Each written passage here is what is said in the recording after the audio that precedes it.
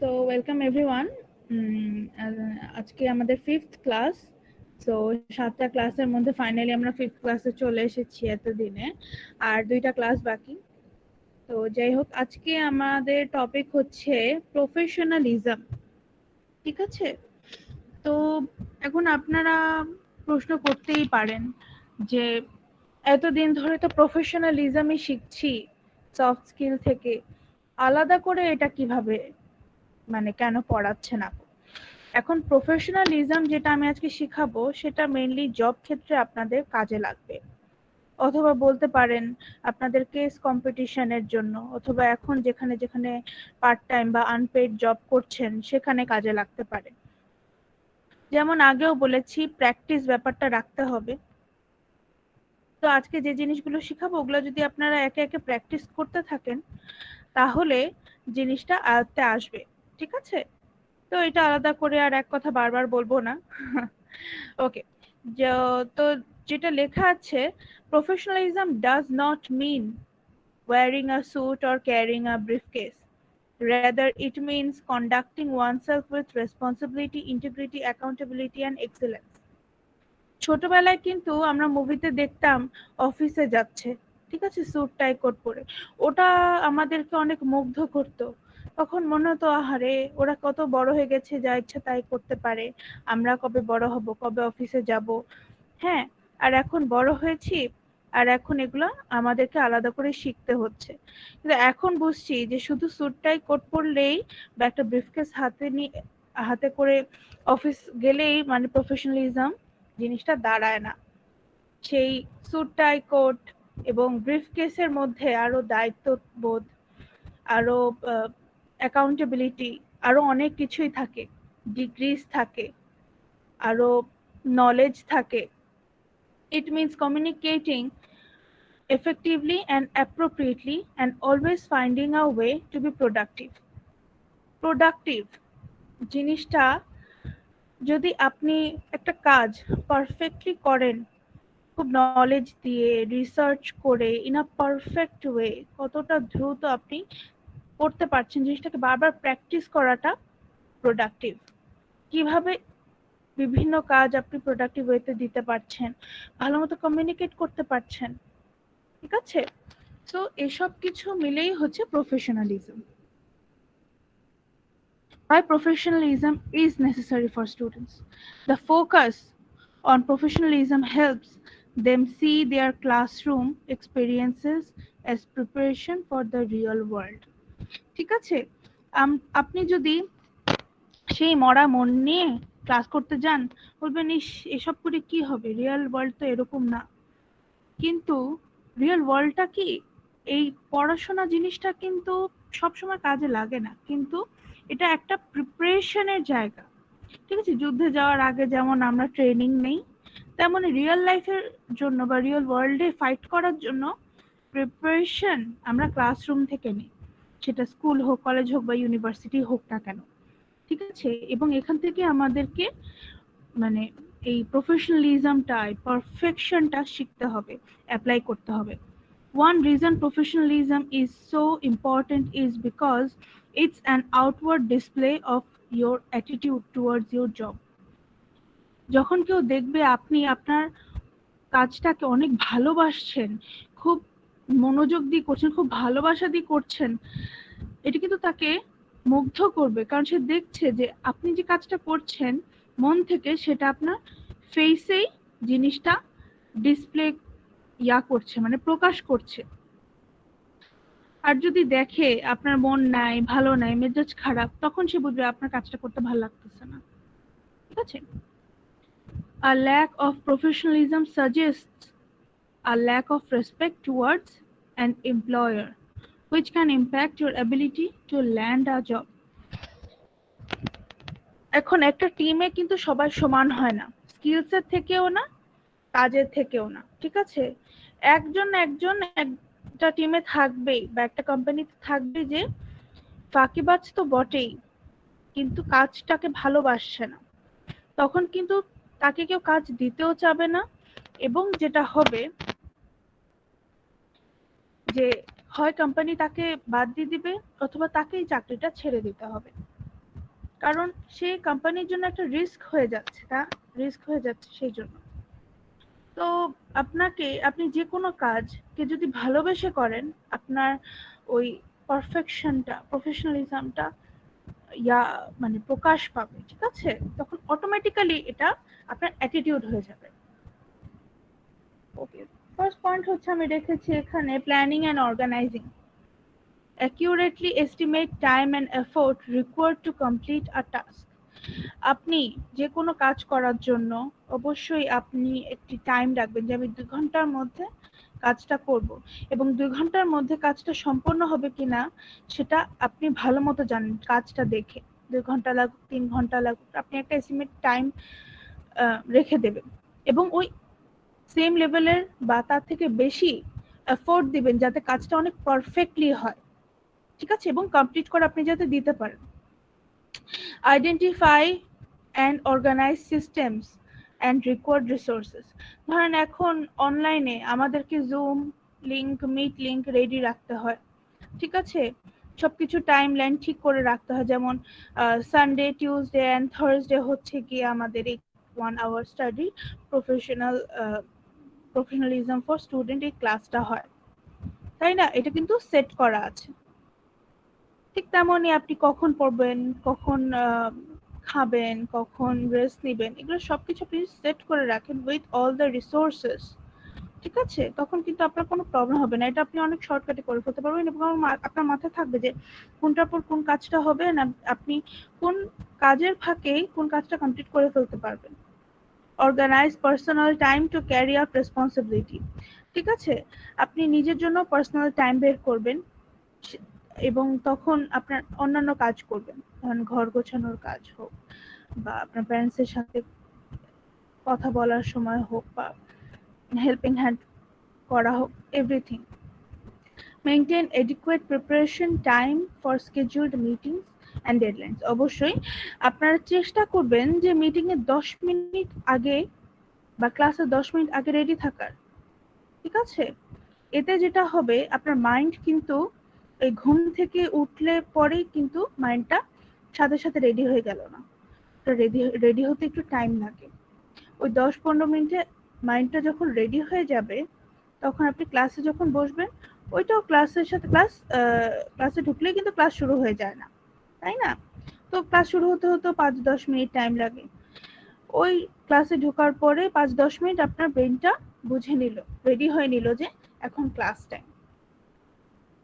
তো এই যে এইভাবে হচ্ছে স্কেডিউল করে সবকিছু করে রাখে, এবং যে কোনো জিনিস সাবমিশনের ডেডলাইনে 2 দিন আগে দিতে হবে, কারণ পরে যদি মনে হয় আপনার যে কোনো জিনিস বাকি আছে, তখন আপনারা ঠিক করে দিলেন, ঠিক আছে, ঠিক করে দিয়ে দিতে পারলেন। কিন্তু ডেডলাইনের দিনই যদি আপনি সবকিছু সাবমিট করেন, দিতে পারবো কি পারবো না এই টেনশনে জিনিসটা বড়ল হয়ে যায়, আপনি পারফেক্ট জিনিসটা সাবমিট করতে পারেন না। Develop schedules and timetables with clear specific milestones and deadlines. আপনি একটা গোল করে রেখেছেন যে আমি এই সেমিস্টারে এগুলা করব, এই কোর্স নিয়েছি, এগুলাতে আমার এই লাভ হবে, এবং ওই লাভের সাথে আমি যে কাজগুলা করছি ওটাতে আমি এই গোলটা অ্যাচিভ করতে পারবো, ঠিক আছে? অনেকেই কিন্তু করে এরকম। এতে যেটা হয়, আপনার প্রোডাক্টিভিটিটা বাড়ে, আপনি তখন নিজেকে রিওয়ার্ড দিচ্ছেন, একটা আনন্দ হচ্ছে আপনার ভিতরে যে আমি কাজটা করতে পেরেছি। Establish how to measure results and milestones for self. আপনি কি কি সাকসেস অর্জন করতে চান সেটা কিন্তু আপনার থেকে ভালো আর কেউ জানে না। কিভাবে করবেন সেটা আপনাকে সবাই বলে দিবে, ঠিক আছে, কিন্তু আপনি আপনার ওয়েটা চুজ করবেন, সেটা আপনার উপরে। কিন্তু আপনাকে ওই 1 কিলোমিটার পর্যন্ত যেতে হবে, বা আপনার ওই গোল পর্যন্ত যেতে হবে। কিভাবে যাবেন, হেঁটে যাবেন, আস্তে হেঁটে যাবেন, জোরে হেঁটে যাবেন, দৌড়ে যাবেন, লাফিয়ে যাবেন, সেটা আপনার উপর নির্ভর করে। এখন খরগোশের মতো লাফায় যাবেন না ব্যাঙের মতো লাফিয়ে যাবেন, সেটাও আপনার উপর নির্ভর করে, কারণ আমরা শুধু সাজেশন দিতে পারি। তো এই যে যাচ্ছেন বা আপনার গোলটা অ্যাচিভ করছেন, ঠিক আছে, এইটার যে একটা মেজারমেন্ট, এটাও কিন্তু আপনাকে রাখতে হবে। তো এসব ক্ষেত্রে প্ল্যানিং অ্যান্ড অর্গানাইজিংটা খুব ইম্পর্টেন্ট। এখন আসলো scheduling and meeting management. Scheduling and meeting management কেন ইম্পর্টেন্ট? দেখা যায় যে আপনাদের অনেক সময় এই 1 hour স্টাডিতে মিটিং হয়। ধরেন আপনাদের লিডার আপনাদের কাছ থেকে লাইক আপনারা কি কি করলেন এই 1 উইকে, কি কি করতে চান, আর আপনাদের ওপিনিয়ন, কোনো কোয়ারিজ আছে কিনা অডিয়েন্সের থেকে আপনাদের কাছে, সবকিছু আপনারা ডিসকাস করেন। তো এই যে সবকিছু হয়, তো এটার একটা নিশ্চয়ই রুটিন বানিয়ে রাখেন যে এই টাইমটা আমার হচ্ছে গিয়ে 1 hour স্টাডিকে দিতে হয়, তো এই টাইমে আমি এই সব কিছুর জন্য রেডি রাখবো। ঠিক আছে? গ্রুপ মিটিংস অ্যান্ড কলস ইনটু ব্লকস। এখন আপনি মিটিং এর মধ্যে কল আসবে, ইন্টারাপ্ট হবে, আপনি মিটিং এর মাঝখান থেকে চলে গেলেন, এটা খুবই আনপ্রফেশনাল। এমার্জেন্সি সেটা আলাদা কথা, আবার কলের মাঝখানে যদি কেউ মিটিং ডাকে তখন একটা মানে খুবই মানে কি বলবো, অনেক বিরক্তিকর একটা অবস্থা হয়ে যায়। তখন আপনি বলবেন যে আমি 10 মিনিট পর আসছি। আপনার হাতে যে কাজটা আছে বা যদি কোনো কল থাকে ওটা ফার্স্ট শেষ করে আপনি মিটিংটাতে জয়েন করলেন। অথবা যখন মিটিং এ থাকবেন তখন যদি ইমার্জেন্সি কল আসে তখন বলবেন এক্সকিউজ মি, আমার একটা ইমার্জেন্সি কল আছে, আমি 5 মিনিটের মধ্যে আসছি, ইউ গাইস কন্টিনিউ। ঠিক আছে? তো এইভাবে সবকিছু মেনটেন করা, optimize time for different meeting types. যেমন ধরুন আমার এখন একটি ক্লাস ছিল, আপনাদের সাথে ক্লাসে বসার আধা ঘন্টা আগে আমার আরেকটি ক্লাসে গেছে, তার আগে আমার আরেকটা মিটিং ছিল, ইন্টারভিউ মিটিং। তো সবকিছু স্লট কিন্তু আলাদা, আমি একটার সাথে একটা ক্ল্যাশ করতে দেইনি। ঠিক আছে? আমার রিসোর্সেস কিন্তু সবকিছু রেডি ছিল, যার কারণে আমার কিন্তু হ্যাসেল হতে হয়নি। ঠিক আছে? Use appointment slot. আপনি হচ্ছে গুগল ক্যালেন্ডার বা আউটলুক ক্যালেন্ডারে সবকিছু সেট করে রাখবেন যে আপনার কখন অ্যাপয়েন্টমেন্ট আছে, কখন ইন্টারভিউ আছে, কখন মিটিং আছে, কখন কাকে কল করতে হবে, গ্রুপে কাকে কি জানাতে হবে, এই টাইমে এই কাজটা করলে বেটার হয়। ঠিক আছে? Actually manage your time in your way. ঠিক আছে? সো দ্য থিং ইজ, আপনাকে সবকিছু ম্যানেজ করার পর নিজের জন্য কিছু টাইম ম্যানেজ করে রাখতে হবে। This is what meeting management and scheduling is. এরপর হচ্ছে technology savvy and trend awareness. তো টেক স্যাভি এই অনলাইনের 2 বছরে আমরা মোটামুটি হয়ে গেছি, তাই না? মোটামুটি সবই পারি আমরা। তো জিনিসটা হচ্ছে যেহেতু আমরা মোটামুটি সব পারছি, তারপরও কেন এটা নিয়ে এত হুলস্থুল? আমরা সব পারার পরেও অনেক সময় প্রবলেম হয়, প্রবলেমগুলো ঠিক বোঝা যায় না। যেমন আমি প্রথম দিকে আহ, মানে ক্লাস, অনলাইন ক্লাস শুরু হওয়ার আগে জুম জিনিসটা জানতাম। কিভাবে জানতাম? তখন আমি একটা পার্ট টাইম জব করছিলাম, সেজন্য জানতাম, তারা কিন্তু জানতাম না। কিন্তু জুম, মিট এগুলো ছাড়াও, এগুলো যখন আসলো এর পরেও কিন্তু আরো অনেকগুলো অ্যাপ আসলো, স্লেক আসলো, ট্রেলো আসলো, তারপর ডিসকর্ড আসলো। আমরা কিন্তু আস্তে আস্তে সবকিছুর সাথেই সবকিছু ইউজ করা শিখে গেলাম, শুধু ফোনেই না, ল্যাপটপেও। মাঝে মাঝে দেখা যায় ল্যাপটপে অনেক বেশি ইজি হয় ফোনের থেকে, তাই না? এই যে আমরা আস্তে আস্তে অভ্যস্ত হচ্ছি, এগুলো কিভাবে ইউজ করতে হয় এগুলো অ্যাওয়্যার হচ্ছি, নেগেটিভলি না করে পজিটিভলি কিভাবে জিনিসটাকে নেওয়া যায়, জিনিসগুলোকে অ্যাডাপ্ট করছি, এগুলো খুবই ইম্পর্টেন্ট। এবং এগুলো যে কোনো প্রফেশনেই আপনি যান না কেন, বিজনেস হোক, মার্কেটিং হোক, আপনার মাইক্রোবায়োলজি কোনো অর্গানাইজেশন হোক, এমএনসি হোক, আপনার মেডিকেল কোনো অর্গানাইজেশন হোক না কেন, এগুলো খুবই ইম্পর্টেন্ট জানা। এগুলো খুবই প্রাইমারি জিনিস আর কি, জানতেই হবে। Embracing culture of continuous learning, demonstrating curiosity and building tech savvy skills over time. এই যে আমরা যেমন টাইম টু টাইম একটার পর একটা জিনিস জানছি, বুঝতে পারছি, এখন কিন্তু অনেক সময় আমরা ফেসবুকে দেখি যে অ্যাড আসছে একটা, স্টপ স্লেকিং স্টার্ট রকিং। রক কে কে ইউজ করেছে এখানে জানি না, কিন্তু রকটা আমি ইউজ করতে চেয়েছিলাম, কিন্তু যে অর্গানাইজেশন আর কি ওটা করে না ইউজ। তো রক জিনিসটা অনেক মজার। ওখানে আপনি একসাথে গ্রুপ টাস্ক করতে পারবেন, একসাথে মিটিং করলে নোটস নিতে পারবেন, ওখানে আলাদা করে গ্রাফ বানানো যাবে, দেন ক্যালেন্ডার সিস্টেম আছে। অনেক মজার জিনিস ওটা, আমার কাছে খুব ভালো লেগেছে। মানে ওখানে যদি কাজ করতে পারতাম, মানে আমার খুব ভালো লাগতো, নতুন একটা জিনিস শিখতে পারতাম, কিন্তু এখন পর্যন্ত কাজ করার সুযোগটা হয়নি। তো এই যে টাইম টু টাইম ধরেন করোনা সরি কোভিড-19 শুরু হওয়ার পর জুম, মিট, অনলাইনে সবকিছু করা, কাজ, স্টাডি, অনলাইনে অ্যাসাইনমেন্ট, যারা ধরেন ফ্যাকাল্টিজরা ওরা কিভাবে ভিডিওস বানিয়ে তারপর আপলোড করবে নতুন ওয়েবসাইটে, তাদের কোর্স মডিউল রেডি করা, সবকিছু আমরা কিন্তু আস্তে আস্তে জিনিসটার সাথে অভ্যস্ত হচ্ছি এবং আরো অ্যাওয়্যার হচ্ছি। এবং টিচাররা আরো অ্যাওয়্যার হচ্ছে যে স্টুডেন্টরা যাতে বেশি চিটিং না করতে পারে, কারণ টার্নিটিন দিয়ে সবকিছু করা যাতে বোঝা যায় যে কে কতটা নকল করে লিখেছে। আবার হচ্ছে আরো হয়েছে কুইলগো থেকে দেখে দেখে মানে ক্যামেরা অন করে এক্সাম দেওয়া যায়। আবার হচ্ছে আরো অনেক ধরনের সফটওয়্যার ইউজ করা আমরা শিখে গেছি। আমি জাস্ট ফর এক্সাম্পল বলছি আর কি। তারপরে আমরা আরো শিখেছি কিভাবে আমরা গুগল, মানে আগে তো আমরা মাইক্রোসফট অফিস ইউজ করা নিয়ে অনেক প্যারা খেতাম, এখন গুগল স্প্রেডশিট, পাওয়ার পয়েন্ট এগুলা নিয়েও আমরা হচ্ছে অনেক ফাস্ট এগুলা শিখে গেছি। আগে কিন্তু আমরা এটা নিয়েও খুব কম অভ্যস্ত ছিলাম।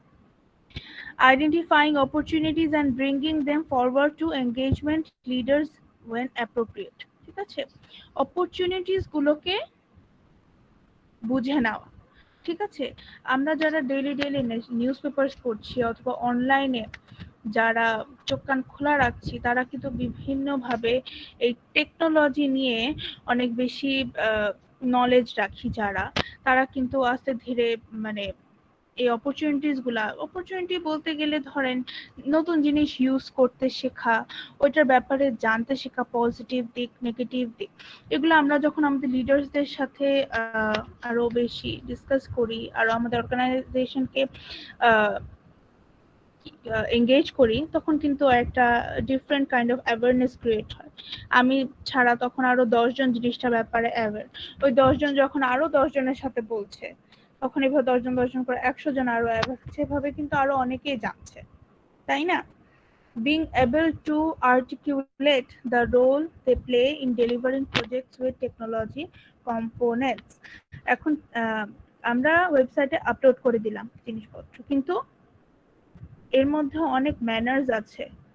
ম্যানার্স অ্যাজ ইন অনেক ডিজিটাল বিহেভিয়ার মেনটেন করতে হয়, জিনিসটা আদতেও ভালো হলো কিনা, ভালো মানে এটলিস্ট লাইক পজিটিভ কন্টেন্ট আছে কিনা, নলেজ প্রোভাইড করা যাচ্ছে কিনা, এফেক্টিভ কিনা, প্রোডাক্টিভ কিনা, জিনিসটা আসলে হেল্প করবে কিনা, অনেক কিছু দেখে কিন্তু টেকনোলজির সাথে আমরা যে কোনো এখন অনেকভাবে কাজ করছি, যে অনেক কিছু ভেবে চিন্তে কাজ করতে হয়, কারণ এই টেকনোলজি কিন্তু আমাদের সব কিছুই কি বলে ওটাকে সবকিছু রেকর্ড করে রাখছে।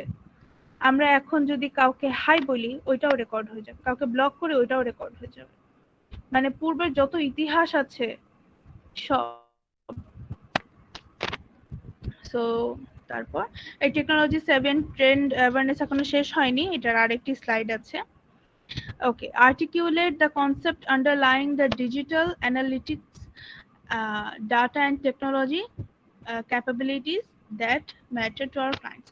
ওকে, আমাদের ক্লায়েন্টস বা অডিয়েন্স যারা, তাদেরকে নিয়ে আমাদের যত বিজনেস বা কিছু, আমরা তাদেরকে কিভাবে ভালো মতো ডাটা প্রোভাইড করতে পারবো, এটা নিয়ে অ্যানালাইসিস করা, আমাদের অর্গানাইজেশনকে আরো ভালোভাবে ফুটিয়ে তোলা। ঠিক আছে, টেকনিক্যাল মাধ্যমে অনেক বেশি ইম্পর্টেন্ট। কেন?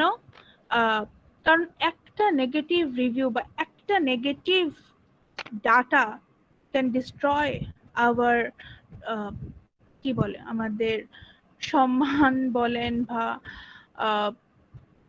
আমাদের উপরে যত মানে পজিটিভ রিভিউজ ছিল এগুলাকে মানে একটা নেগেটিভ রিভিউ সরিয়ে ফেলতে পারে। Engage clients in meaningful conversations about the impact of disruptive technologies on their businesses. এখন ক্লায়েন্টকে মিনিংফুল কনভারসেশনে এঙ্গেজ করা কিভাবে?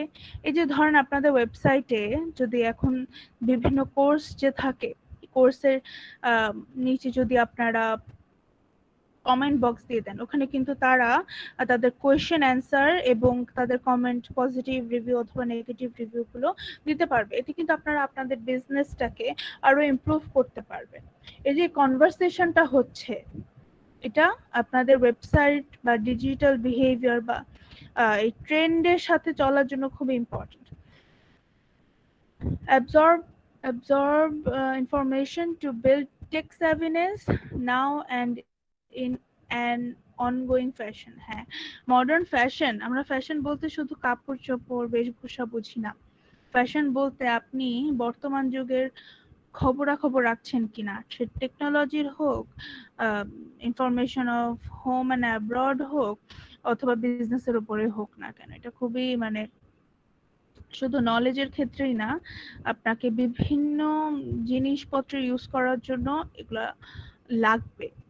So we have to be aware of this. Steer clients to the right internal resources through informed discussion. হ্যাঁ, তো stair client যেগুলো তারা হচ্ছে internal resource, মানে হ্যাঁ ইন্টারনাল রিসোর্সের থেকে কিছু ডিসকাশনে তারা জয়েন হতে পারে। এখন তারা কিভাবে ইন্টারনাল হতে পারে, লাইক ইন্টারনাল রিসোর্স তারা কি করে জানবে? যেমন এখানে আমাদের মধ্যে কিছু অ্যাম্বাসেডার্সও আছে, তারা কিন্তু ইন্টারনাল, তাই না? তারা ইন্টারনাল হওয়ার পরেও তারা এখন আমার অডিয়েন্স, তারা কিন্তু কোম্পানির খবরও জানছে, আবার কোম্পানির অডিয়েন্স হয়ে বা ক্লায়েন্ট হয়েও কাজ করছে, তাই না? তারা তখন ডিসকাশনে বসতে পারবেন, তারা আরো আইডিয়াস দিতে পারবেন। তো এখন আপনারা বলবেন যে এগুলা কেন প্রফেশনালিজমের পরে? বিকজ ওই যে this is the ongoing fashion now, এটা খুবই দরকার। এখন আপনি স্টুডেন্ট হন, প্রফেশনাল হন, যেই হন, this is very important. Promote a culture with junior staff that embraces tech savviness and emphasizes continuous learning. Okay, আমরা মাঝে মাঝে চিন্তা করি আমার জুনিয়র, আমি ওর থেকে শিখবো, কি লজ্জা, না থাক আমি বড় কাউকে বলি। কারণ বড় কারোকে জিজ্ঞেস করতে দেখলেন আপনি যতটুক জানেন সে তাও জানে না, তখন কি করবেন?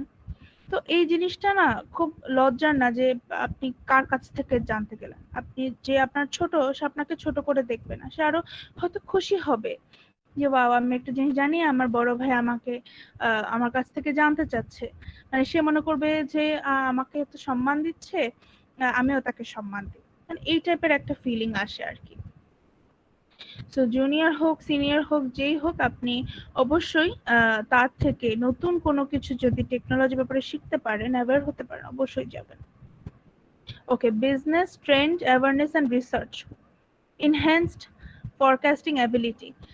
আপনি যত জানবেন, যত প্র্যাকটিস করবেন নলেজের উপর, তত কিন্তু আপনি বুঝতে পারবেন যে ফিউচারটা কোথায় যাচ্ছে।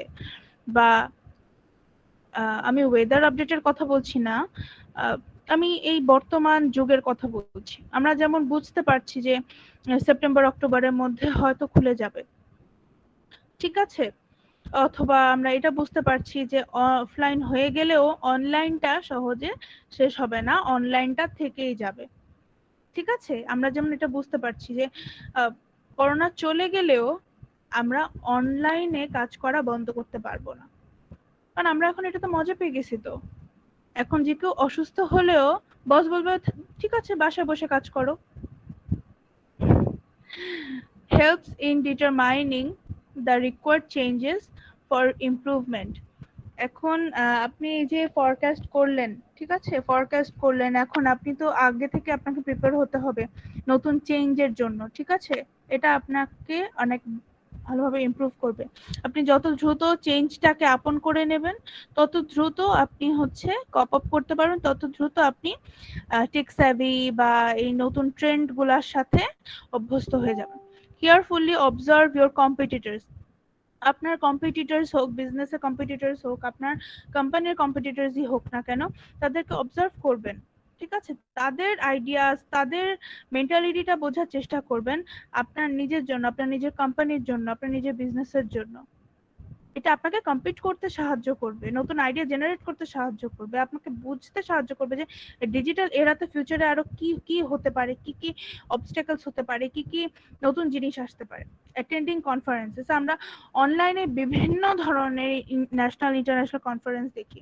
আমরা বলি অনলাইনে কি ইভেন্ট হয় দেখবো না, বাট না, এগুলাতে দেশ বিদেশের অনেকেই অনেক ধরনের কথা বলে, নলেজ শুধু না ট্রেন্ডের কথা বলে, অনেক বিভিন্ন জিনিস জানা যায়, বোঝা যায়। তখন আপনি দেখবেন যে ওয়াও, এটা তো নতুন একটা জিনিস বলছি, এটা আমি আমার দেশে চালাতে পারি, অথবা বা ওই কোম্পানি এভাবে চিন্তা করছে, আচ্ছা ঠিক আছে, আমরা এই জিনিসটা অ্যাপ্লাই করে দেখি আমাদের কোম্পানিতে।